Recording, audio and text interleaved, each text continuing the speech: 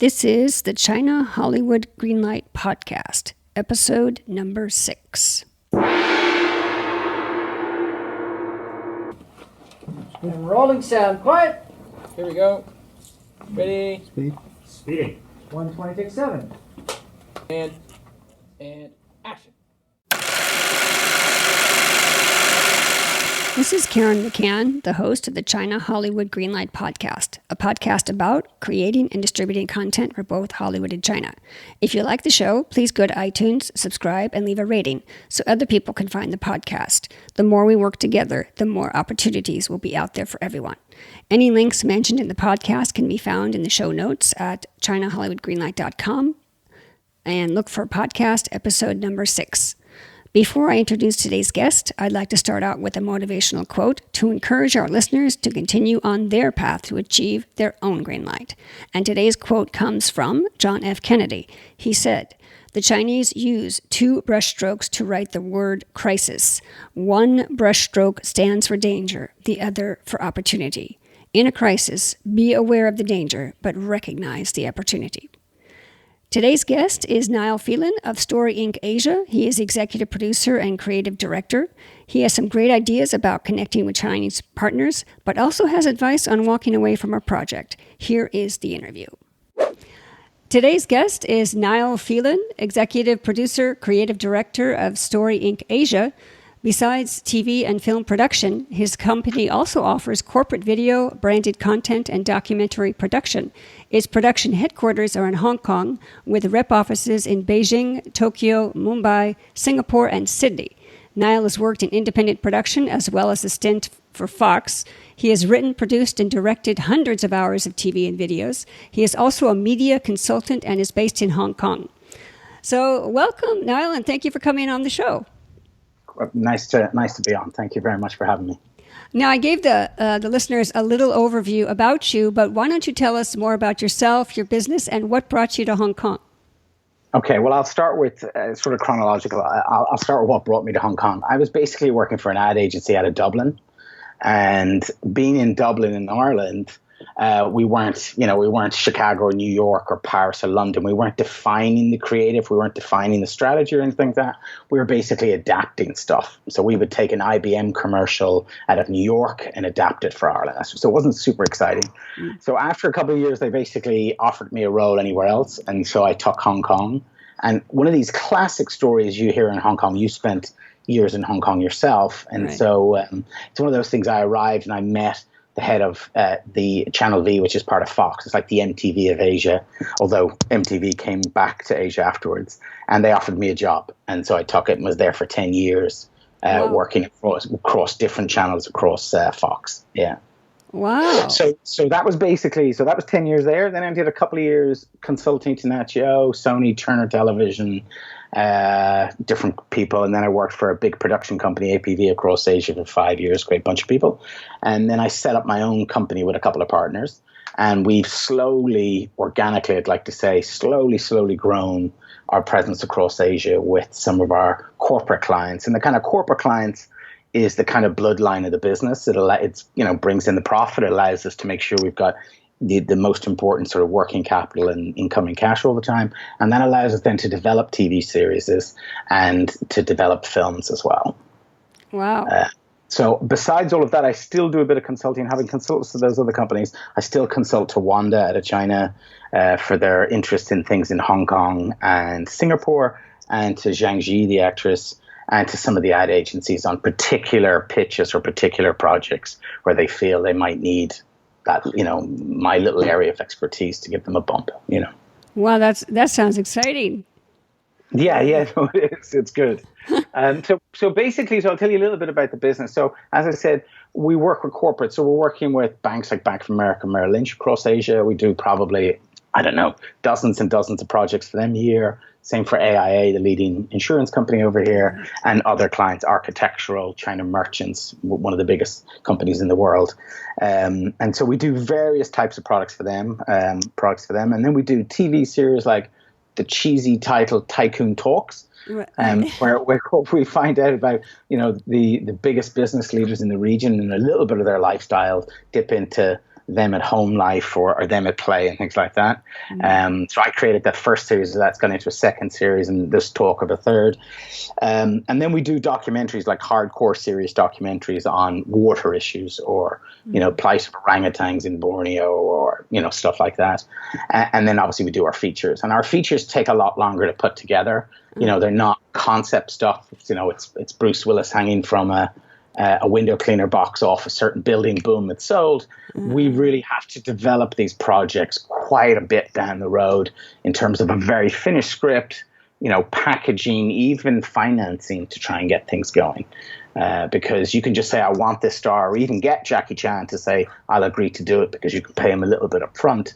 But you still need to put the whole package together, I find, to really get it moving. Where are you getting those scripts? Are you writing them yourself? Yeah, I mean, both. We basically develop them in-house, and we basically get quite a few scripts from outside. Now, the scripts, we obviously, like anyone who's in the business, once you're on IMDb or you have a website and you've got a few credits and, you start to get scripts from all over the place. We don't, like a lot of the big firms, reject those out of hand, and because we're not in a situation where someone's going to sue us and say, that was my film, you've turned it into Star Wars, so we don't have to worry about that yet. Right. So we tried to be nice and leave the door open, because that's how we got going. But I would say very few of them come in from people we don't know. It's rare to find a script that we would be interested in that it isn't somebody that we've somehow been introduced to or somehow has already developed a relationship with us. Yeah. It's all about guanxi. Well, exactly. I mean, that's the thing. So I don't know if your audience know that, but it's a difficult thing to explain. Well, maybe you can explain it well. It'd be interesting to see how you explain it now that you're out of Asia and back in the States. Well, we'll go through that as I ask you the questions. It will come out through your history. We'll speak guanxi. Just like networking. It's who you know. But one of my first questions is, some of the people in the audience are established, some of them are starting out. So what I like to do is kind of tell us about I know two days in this industry are similar, but if you could name 2 or 3 main tasks you do on a quote typical day, what would those be? I mean, it's a good question. I've been thinking about this question the most, because no 2 days really are the same. But I would say the critical part for me is the to-do list. And I know that sounds extremely basic, but when you have clients, when you have commercial clients who can pick up the phone and call you at any time, and to them everything is urgent, especially when you're dealing with the top multinationals in any particular sector, they think what they're doing is super busy, and it is. It's very easy to get distracted and to get the attention of the team pushed off in a different direction. Or when you have a production, when you have something that's in production or has a problem, it's very difficult to not focus all your attention on that. So really, the to-do list is the most critical thing. And we have tried every app from, our favorite one was Clear. That was on the Mac platform, which they stopped supporting so well. So we moved away from it. We're back basically onto Notes and yellow refill pads. The to-do list, I wouldn't, I would say if I'd become a master of the to-do list earlier in life, I'd be a happier man. But definitely the to-do list. And on a crazy day, we can update that on an hourly basis to make sure. Wow. Well, yeah. But we do come at it from a slightly different point of view. My brother, who's based out of Sydney, Paul, who kind of heads up development for us, as well as doing multiple other things. He's making IMAX movies and things like that as well. And he's currently got a new couple of TV series about to launch in Australia, Ancient Australia. But he developed a particular thing, having read up on astronauts, US astronauts. And it's basically the what can kill me next list that they used on the Apollo mission. So it's what could go, like, so if I've got multiple things, I need to eat, I need to exercise, I need to call home, but there's a potential leak in the toilet system that could poison us all, that gets done first. And so we use that all the time, particularly in the preparation of projects. We look at the what could kill us, what can kill the whole thing. Oh, that's For us, great. obviously, we're not expecting to get sucked into a vacuum, but we could lose that creative, the safety environment that we're trying to create with the director and with the actors. And so for us, that can be death when you lose that safe space that everyone feels they can play at. And you can only get there. We can only get there. We don't know another way to get there, but just very deep preparation on that, and trying to foresee what problems can happen and get those out of the way before we get there. So we're big fans of fix it in pre-production. That's kind of our motto. One of the tasks you mentioned is stay on top of the to-do list, make sure all the projects are organized. What would be like another task as far as like when you're developing a film or you're finding projects? Yeah, I mean, we're in the process. We're in all stages of production every day on multiple different projects. So we are reading a brand new script. I'm probably not reading pages every single day, but almost every day reading a brand new script for the first time.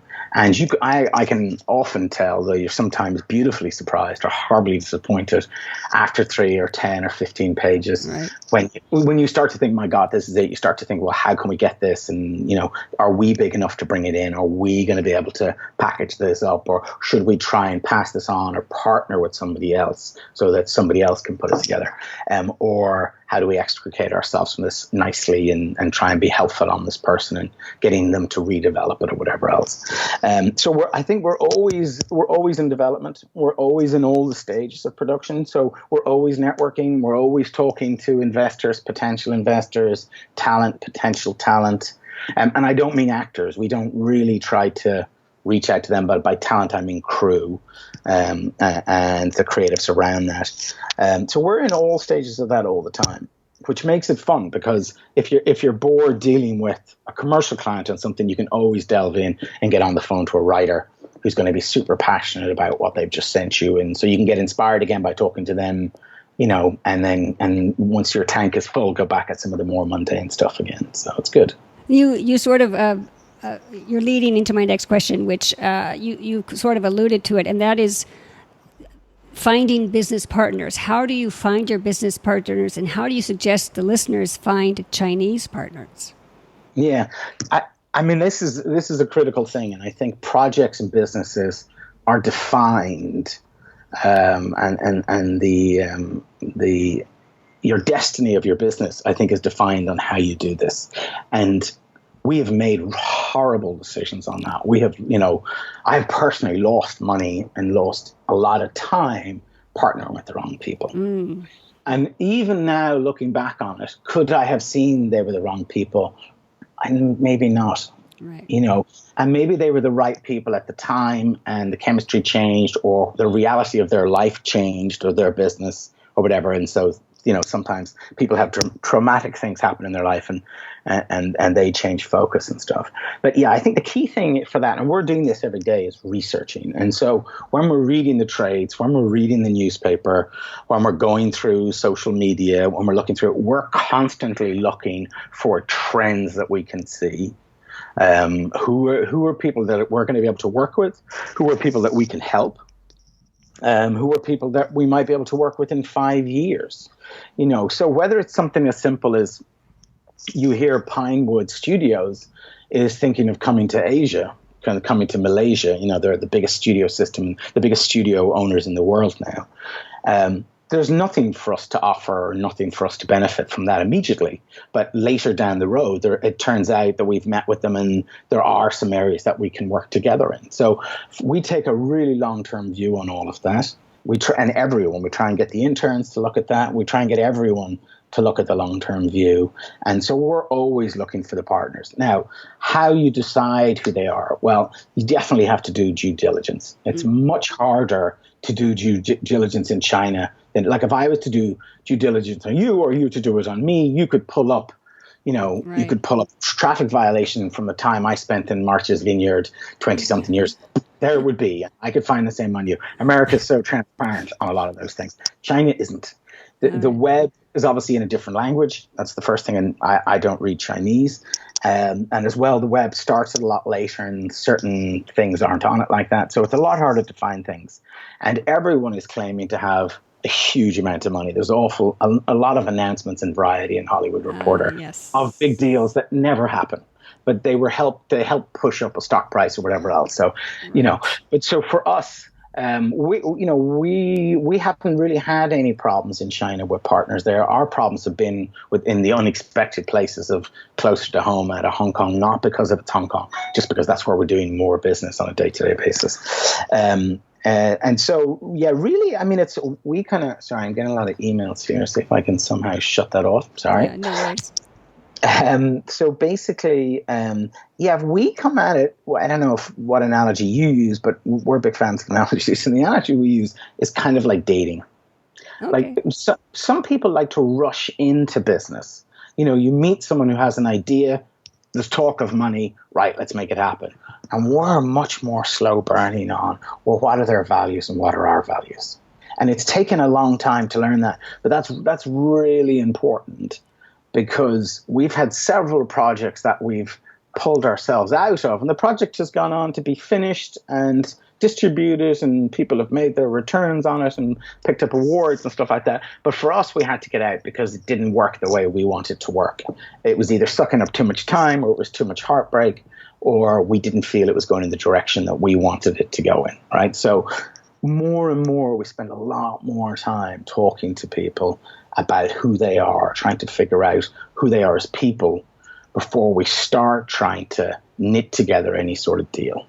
So that's what you would suggest also to the listeners, is you really have to meet with these people.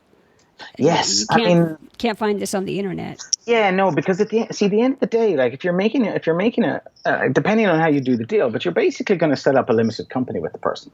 If you're involved in a project, if you're a producer, if you're at the top level of something, putting it together, you're basically going to have a joint bank account at some point. And if you don't have a joint bank account in terms of actual cash, then you've got it in terms of reputation. Right. And so you're joining reputation with somebody else.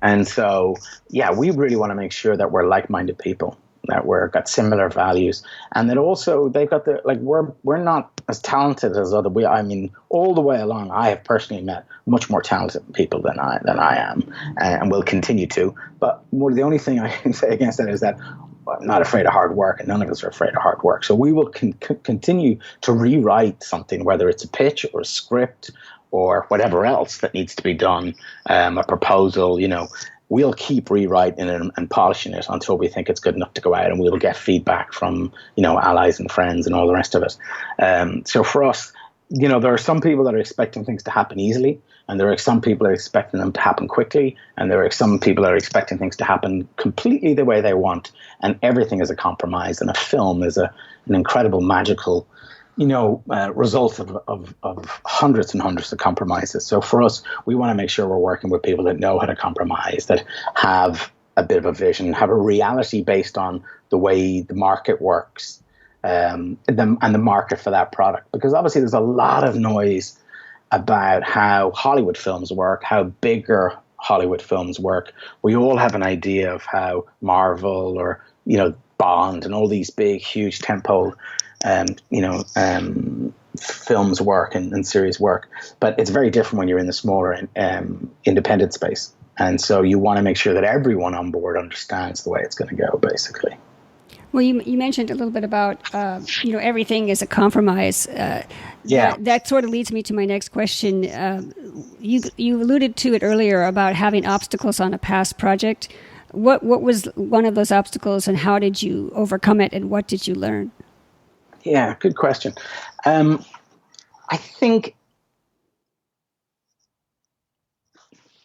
there's a great Bob Dylan line that I can't remember the line itself, but it basically talks about, staying committed to something because you're committed to something. It's the idea of continuing to cross the road because you're halfway across.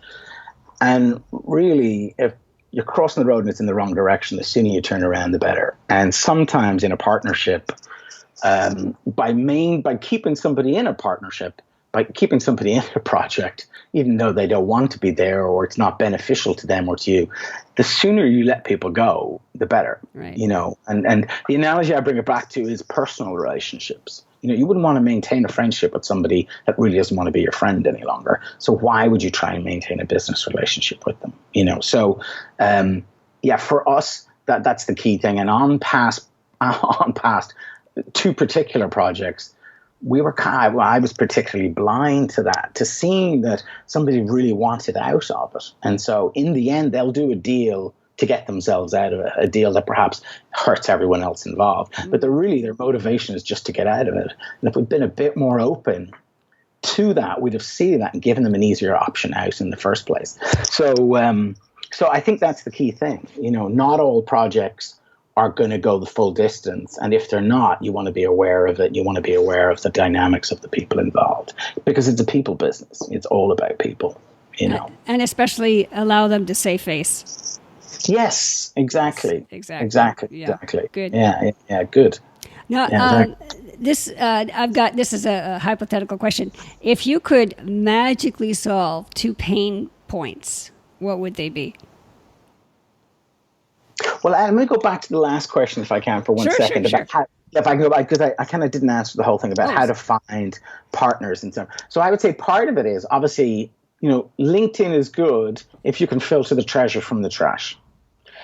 Twitter is good for the same thing. Twitter is useful.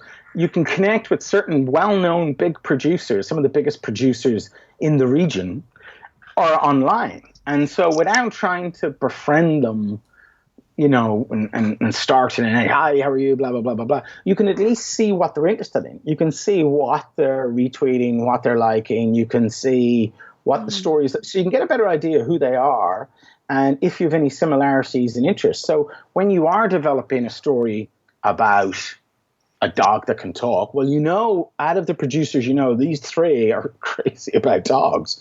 So you've got a much better chance talking to them than somebody else. So again, it's back to the get to know them, but that obviously attending film markets like the Shanghai, market for documentaries, the Asian side of the dock down in Bangkok, so those sort of things definitely help. You can get to meet people face to face, and as long as you understand that they're extremely busy and what they're trying to do is either buy and sell, and if you're not in that moment for them, then meet them but get out of their way as fast as you can so they can move on to those things. But we have certainly we would pick certain people we like and we would take them out for dinner or take them out for a nice lunch and not push them on business, just slowly try to get to know them as people. That's really it, yeah. But so to move on to your other question, which was... First, that's a good theme that I see running through is that, you really want to get to know your partners. You want to spend time one-on-one.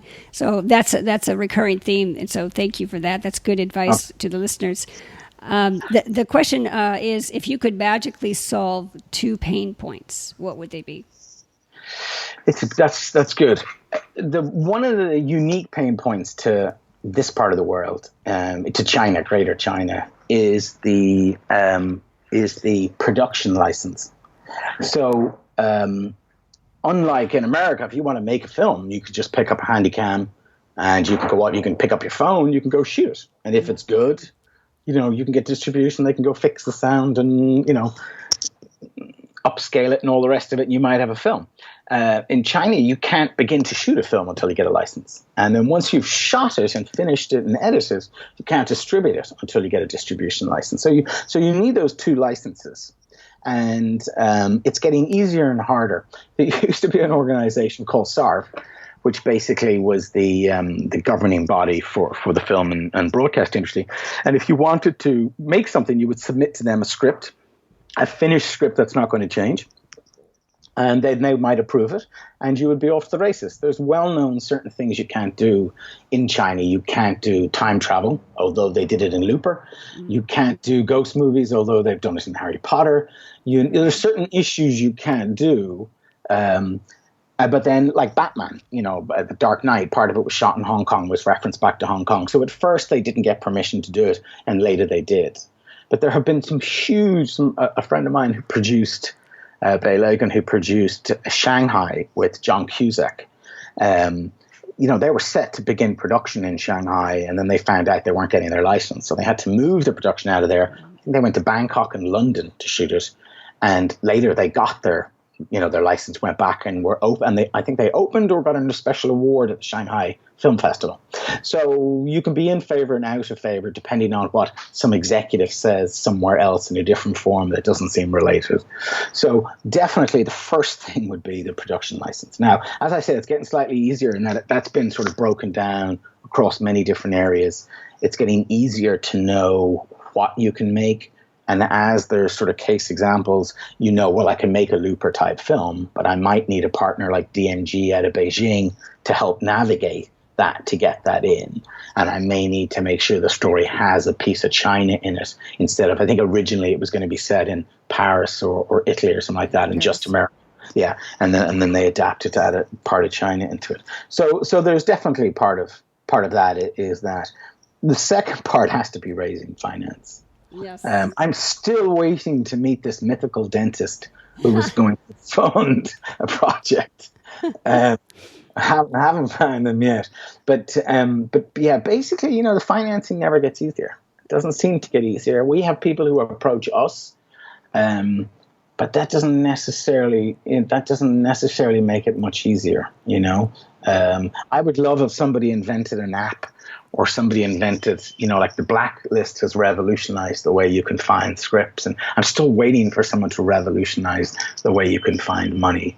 So, yeah, that would be the second thing. And the third thing, which is getting much easier, would be something like collecting revenue.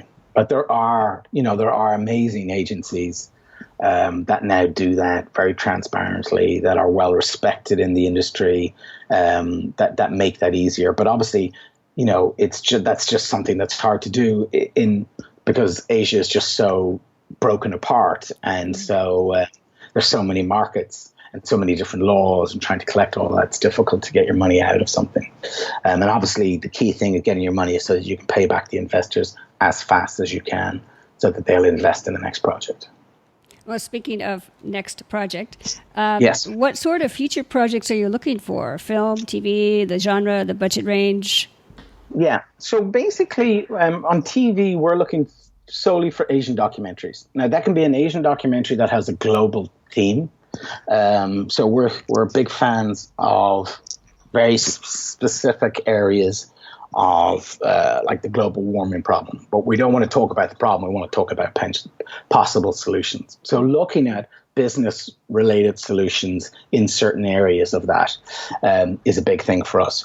Absolutely no reality TV. We get an awful lot of this. Would you like to do a cooking show? Or would you like to do a ghost hunting show? And my God, do they make money? But that's not our skill set. We're not interested in it. We don't watch them. And so we're not going to make them.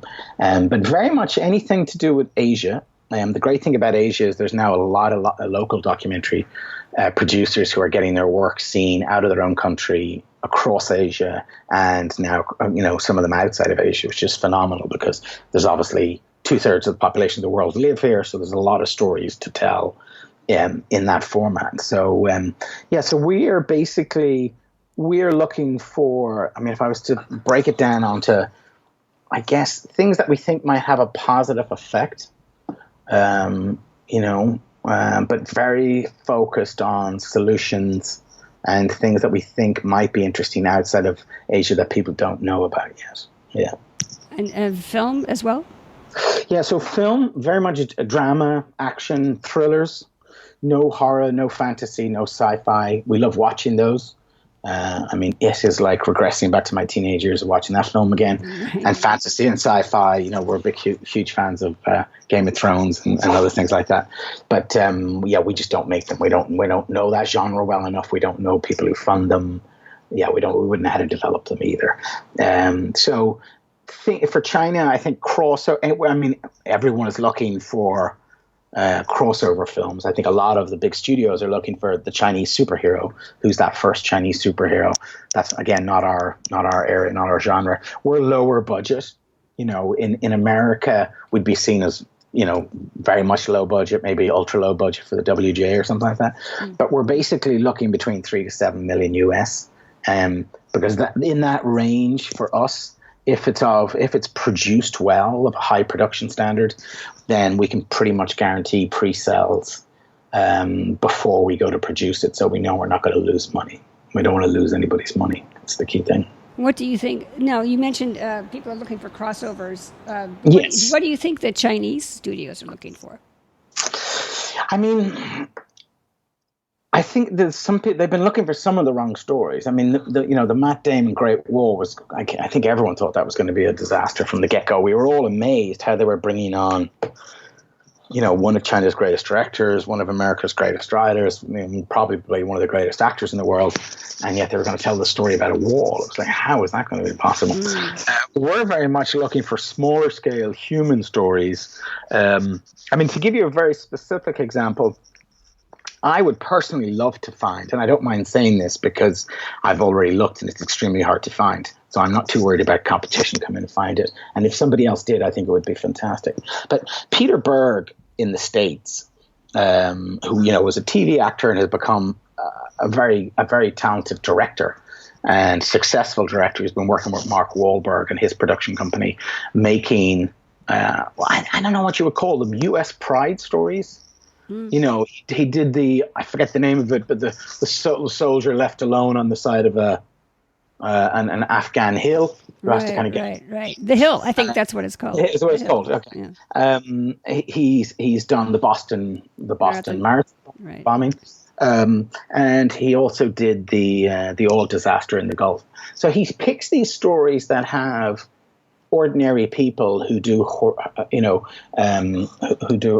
heroic things. I quite like that. I quite like the idea of tapping into something in China that's China pride, real stories. And I've been looking at the Sichuan earthquake disaster and trying to find, and obviously there was a huge number of people who helped on that, and I personally know people who gave generous amounts of money, large amounts of money for the relief and everything else, but trying to find something that you can dramatize. And so we would love to be developing those with some partners in China, some China, pride stories or Asian pride stories, because we get so many of them out of America. And you can tap into it on a human level. You can tap into it on a basic level, no matter what the race or color or anything else. But it would just be lovely to tell an Asian side story for some of these things, and also, I guess, to tell the day-to-day life of China and Asia. Like, it's a very different, as you know, it's a very different experience living on this side of the pond than it is the other, as it is in France, as it is in Germany or India or wherever else. And so we would just like to get some of those stories up and represented, because we think... To shoot in Chinese? Yeah, to shoot in Chinese, yeah, absolutely, or to cross over and shoot in English. We just think it would add to the cultural quilt. It would add to the, to the richness of cinema world. That's all. Yeah. So back to your job. Yeah. What skills or talents are essential for you to be effective at your job? Good question. I don't know. I mean, I guess the number one thing is perseverance. Because, again, I have met a lot of people who could write better, who could analyze script better, who could produce better, who could write, all those things. I've met so many people who are better in every single area. But a lot happens when you stay in the ring longer than other fighters. If you can manage to stay in the ring longer, you can learn things and things can happen. So definitely perseverance, I think, is the key thing, because you're getting so many no's. You're getting so many no's. You pitch a story to a writer, they don't want to. You're pitching it to a sales agent, they're like, "This is dreadful." You're pitching it to actors, and oh my God, I wouldn't know what to do with that. Blah blah blah blah blah. And you're getting no's and no's and no's and no's and no's, and you should be getting no's, because if they're not the right people or it's not the right project for them, you want to know. But so you're getting a lot more no's than you're getting yeses. Right. And so you need to get past all of that. That's the key thing, really, I think. And that's hard to know at a younger age, I'm not sure if I had studied film.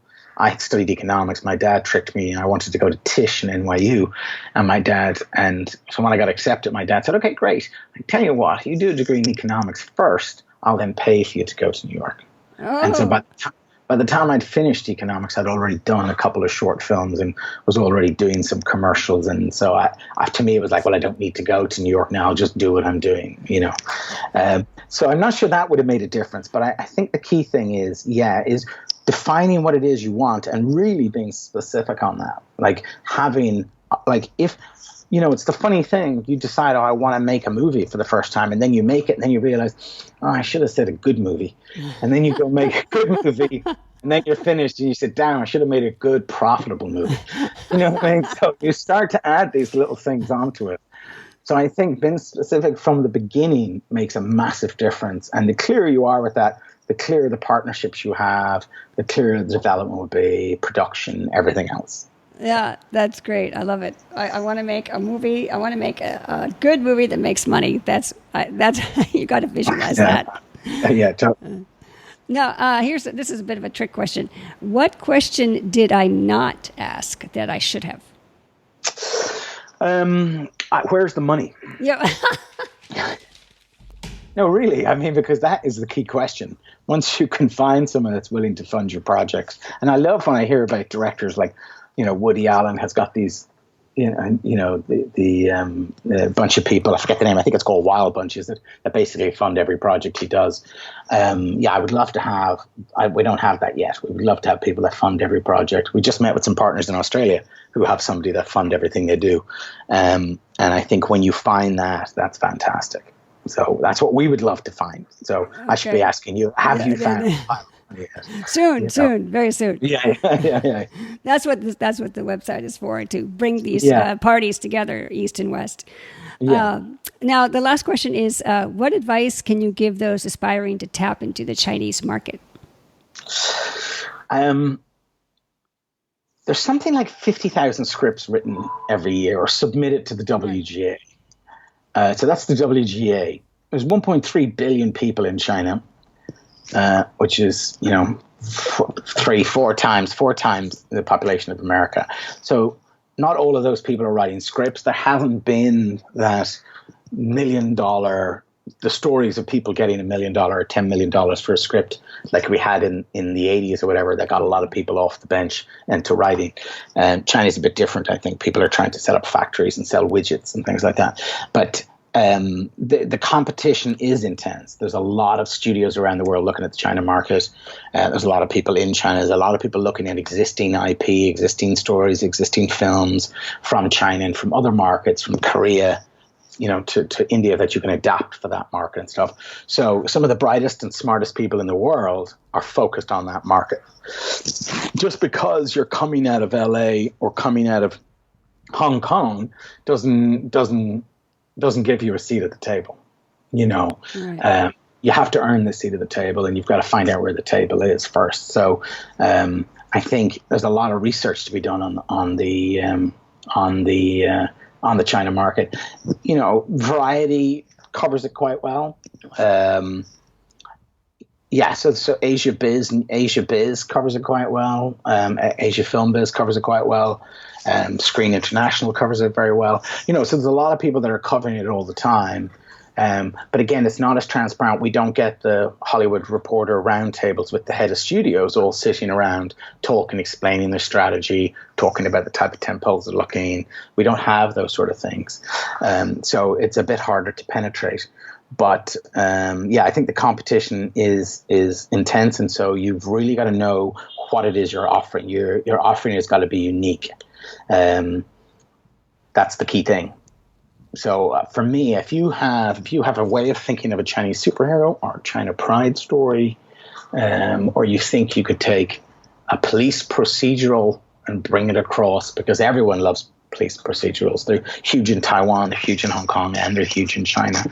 CSI was one of the top-rated shows in Taiwan for a very long time. So there are certain formats and certain genres that work very well. I think would be, research it, know what it is you can offer, and try and bring that to somebody. Yeah. Well, that's great. That's excellent advice. Now, in conclusion, would you like to tell us about any upcoming projects or any social media handles or website links? Yeah, our website is storyinc.asia. Our Twitter is storyincasia. So I think that's about it. We're not doing a huge amount on social media, but I would tell you about a couple of projects that we're working on. So basically, we're trying to fund at the moment 2 series. One is a large scale history series in China. It's a 12-part series, and the funding is coming out of China and Singapore and Hong Kong, with talent in it from all over the world. It's a very modern look at history. It's almost like a sort of CSI meets history meets Mythbusters on Discovery Channel, that sort of thing. It's a very modern, fun way of looking at history and stuff. So we're funding one of those. We're funding a series on smart cities that we're looking at as well. And we've got 2 series at the moment, a co-production between Hong Kong and Switzerland, which is a comedy road movie that we're putting together. And then we have a film that's not in Asia, which kind of breaks all the rules that I've been talking about. We're very much focused on Asia, but we will do that every so often. And it's a project called The Girl Who Collected Sound. And it's been written and directed by a very talented writer-director called Stephen Benedict. And it's an amazing story about a girl out of London who's a mixed race, whose mother is dying, and the girl can't speak. And the mother wants to move back to where she's from, the Faroe Islands, which is in the middle of nowhere, halfway between Iceland and Scotland. Oh, wow. And she moves back there, and obviously it's a small island, so it's a bit more conservative, and she obviously has a hard time sort of fitting in and trying to get on there.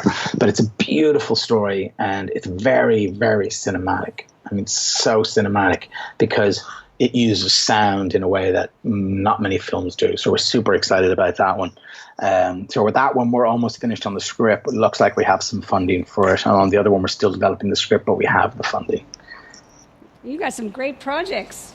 This is very exciting, and I want to say thank you again, or thank you for sharing your knowledge and expertise, and so being so generous with your time. I know it's early in Hong Kong. That's okay. It was nice to talk to you. Yes, Niall, and thank you so much. And we'll see you at the premiere. Look forward to it. I've got 3 key points, as always. My 3 key points with Niall. Number 1, stay on top of the to-do list. Niall said he uses his brother Paul's strategy. Paul is his head of development. And the strategy to keeping on top of things is by asking, what can kill me next? The question astronauts ask themselves to ensure things go according to plan. You need to foresee problems in pre-production and fix them. Number 2, how to find the right business partners. It's hard to do due diligence on Chinese partners since tracking down information is harder in China. Everyone may be claiming to have a film fund or access to money, or maybe they're just trying to bump up their stock price, like we heard about that story of the Chinese actress just last week. You need to ask yourself, what are their values and what are our values? Number 3, pulling out of a project. Niall mentioned how he made some bad decisions by partnering with the wrong people. And situations change. Maybe your current partner wants out but won't verbalize that, so is sabotaging the deal. Your reputation is connected to that partner, so it's better to walk away from the project. Not all projects will go the full distance, and you need to be aware of the dynamics of the people involved. And very importantly, allow them to save face.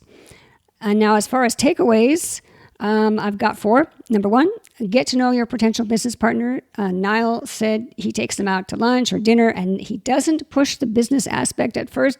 He just wants to get to know them in the beginning. Number 2, LinkedIn and Twitter are great resources to finding partners, but you need to, as Niall says, sort the treasure from the trash. Niall said you can see what a potential partner likes, retweets, posts, and then you'll know if you have similar interests and how your project might be right for that person based on their social media history. Number 3, financing. It never gets easier. He joked that he wishes there was an app that could revolutionize how you find financiers, sort of like the Blacklist, which helps find scripts. Now, I have heard of a site called Slated, which is sort of like Kickstarter, but more for accredited investors. This could be an option. Now, if you out there have had good or bad experience with Slated or want to suggest websites or areas you think would be good to network with investors, please leave a comment. I'll also link to a blog I wrote on my website called Crowdfunding in China in the show notes. And number 4, be specific on what you want. Niall joked about first you want to make a movie, and then you want to make a good movie, and then you want to make a good, profitable movie. You need to be clear on what you want so you partner with the right people. And for bonus points, I'm going to add a couple things. What is Niall and Story Inc. looking for? First, number 1, Asian documentaries with a global theme. He mentioned an example, such as overcoming water pollution and how business can solve the problem. Number 2, the genres they're interested in are drama, action, and thriller. Their budget range is 3 to 7 million US dollars. Number 3, he'd like to find Asian pride-themed projects, kind of like the film Boston Marathon, where ordinary people do heroic acts. He mentioned the Sichuan earthquake, so writers, take note. This could be your next story idea. And number 4, he'd also like to find a Chinese superhero or Chinese pride story, or perhaps a TV police procedural, which he says do great in China and Greater China. And now for the episodic part of this podcast, this is where I update you on my progress to getting my own China-Hollywood Greenlight on my film and TV projects. And I have 3 updates. Number 1, Niall mentioned Pinewood Studios has a facility in Malaysia. Actually, I've got an action thriller script called The China Conspiracy, which is supposed to be shot in Malaysia. So I may see if that option is still open and start reaching out to Pinewood or producers connected to Pinewood Studios, as well as Malaysian production houses. Number 2, I'm looking under every rock. Besides this Malaysian opportunity, I'm also rewriting this same script to be shot in China, so I can open more opportunities to get the project greenlit. So we'll see which location, Malaysia or China, wins the race. And number 3, Niall's tip that police procedurals are big in China has inspired me to work on my TV Bible. I wrote a pilot script called, a TV pilot called The Kung Fu Rock Chick. You can see the details on my website, China-Hollywood Greenlight.com. I'm encouraged that police procedurals, in my case, an international spy procedural, and I just made that phrase up, is something I should put more time into. So that's it for this week. Thank you for listening to my podcast. To show your support, please go to iTunes, subscribe, and leave a rating so other people can find the podcast. The more we work together, the more opportunities will be out there for everyone. And I'll see you at the premiere. Bye. 一会儿见.